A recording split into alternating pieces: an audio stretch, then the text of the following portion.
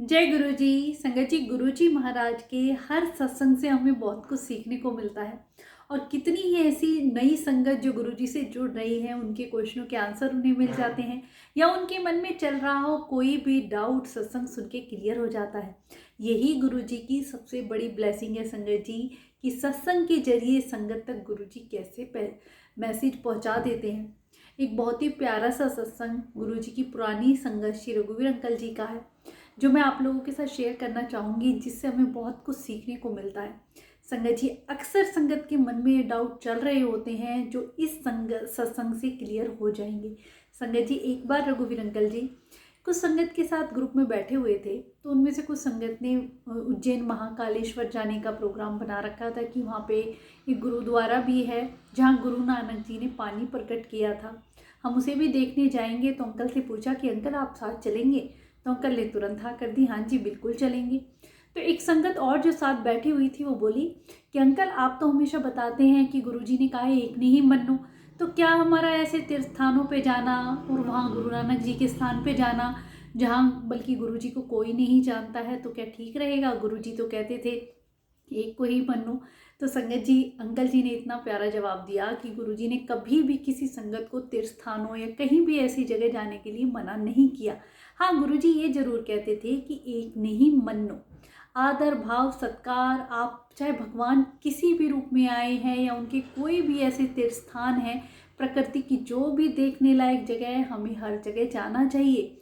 हाँ, आदर भाव सत्कार रखे, जो वहाँ पे कोई सेवा मिले वो भी हमें करनी चाहिए, पर अपनी मांग और अरदास एक के ही चरणों में लगानी चाहिए। और संगत जी, ये मेरा खुद का भी एक्सपीरियंस है, जब भी आप ऐसे के तीर्थ स्थानों पे जाते हैं, गुरुजी को साथ लेके चलें, तो हमारी तीर्थ यात्रा इतनी आनंद में हो जाती है कि गुरुजी कैसे आगे से आगे हमें इतने प्यारे दर्शन कराते हैं। संगत जी, ऐसा ही बहुत ही प्यारा सा ये गुरुजी महाराज की पुरानी संगत श्री रघुवीर अंकल जी का सत्संग है कि अंकल अपने उन संगत के साथ इस तीर्थ स्थानों पे निकल जाते हैं।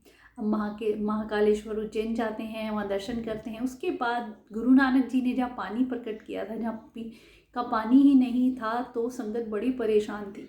तो उस गुरुद्वारे में भी जाते हैं, और जैसे ही वो अंदर घुसते हैं तो वहाँ एक थोड़ी शरीर से भारी भरकम सी लेडी जो कि पोछा लगा रही थी, और अंकल का जो ग्रुप था उनको देख के बड़ी स्माइल सी करती है और बोलती है जय गुरु जी।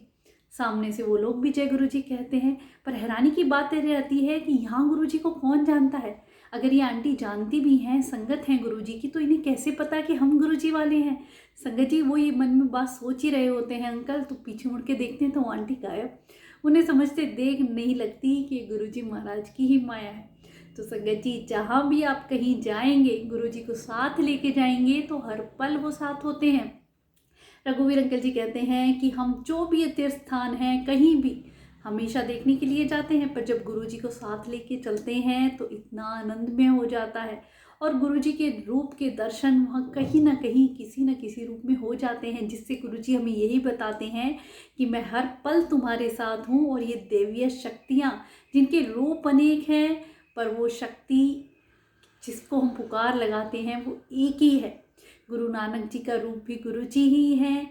चाहे आप गुरु नानक को मानो, चाहे गुरु जी को मानो, चाहे श्री राम जी को मानो, चाहे कृष्ण जी को मानो, वो रूप अनेक हैं, शक्ति एक है। गुरु जी सब जगह विद्यमान है। संगत जी, भगवान महाशिव धरती पे आए और उन्हीं के अवतार सारे देवी देवता हैं, फिर हम क्यों भटकते हैं?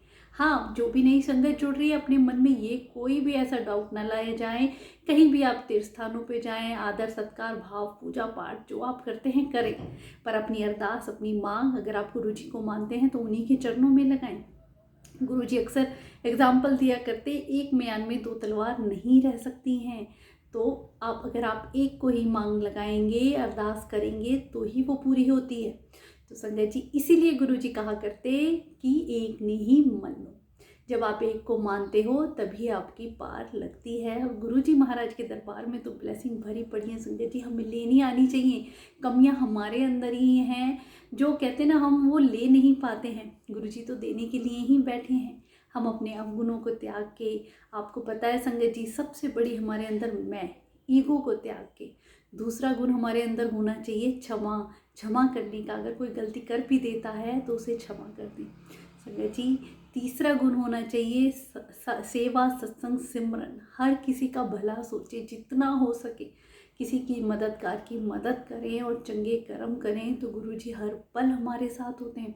उन्होंने हमें कभी किसी नियम वहम या कोई भी ऐसे उपायों में या किसी भी ऐसे नियमों में बांधा ही नहीं कि ये करना ये नहीं करना, बस यही कहा कि चंगे इंसान बनो। चंगे इंसान बनने के बाद ही गुरुजी महाराज की ब्लेसिंग मिलती है।